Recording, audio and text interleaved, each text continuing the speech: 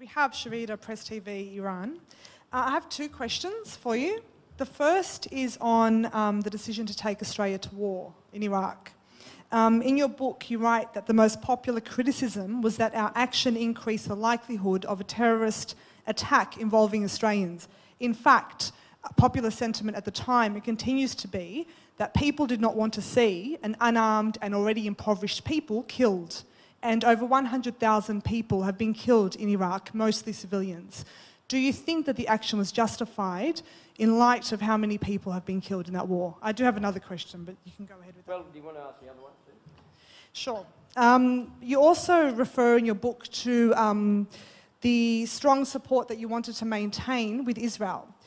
In light of recent actions, namely the attack on the Mavi Marmara in May this year, which saw the killing of 9 activists and wounding of an Australian citizen, as well as the imprisonment and deportation of 2 Australian journalists without trial, and the abuse of Australian passports by Mossad to carry out an extrajudicial assassination.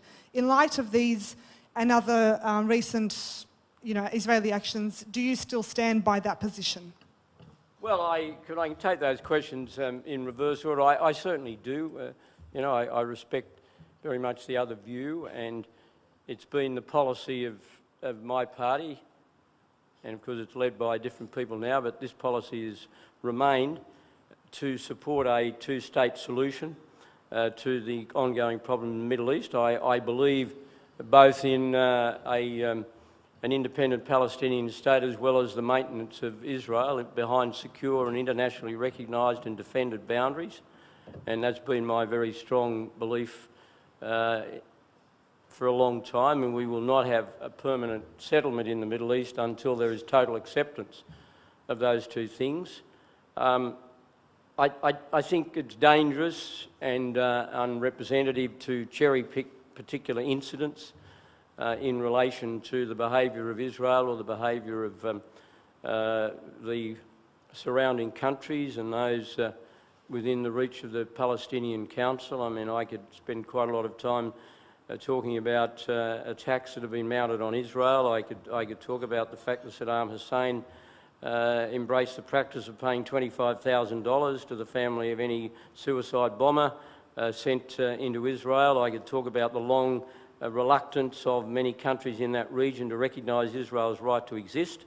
I can continue to express the astonishment that I did in my book that most of the world, including just about every nation in Western Europe, was willing to vote against the construction of the wall by Israel, which I saw as an act of self-protection and not an act of aggression in 2006. And my government was one of the few governments in the world, along with the United States, that stood beside the Israelis. Now, I don't pretend for a moment the Israelis are free of blame. Of course they're not. But I'll tell you one thing that Israel has demonstrated consistently over the years is a robust commitment to an open democracy.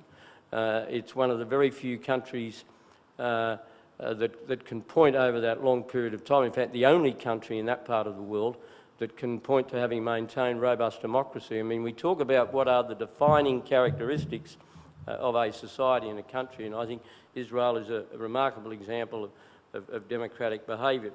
Now, in relation to Iraq, it is true that many thousands of people have died in Iraq since the Coalition of the Willings military operation. It is also the case, as you must know, that tens of thousands, indeed hundreds of thousands of people regularly died in all sorts of fashions under Saddam's regime. It is also the case that many of the deaths that have been inflicted, of which you speak, and any loss of life in a military conflict, in fact any conflict, is tragic, and to be lamented that those deaths were...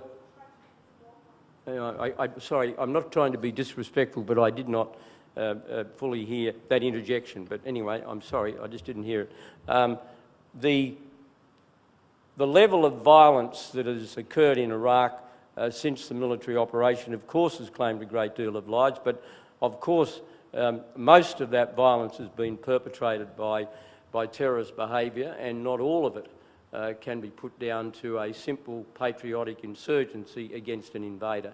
And I think anybody who's analysed the situation in Iraq would acknowledge that.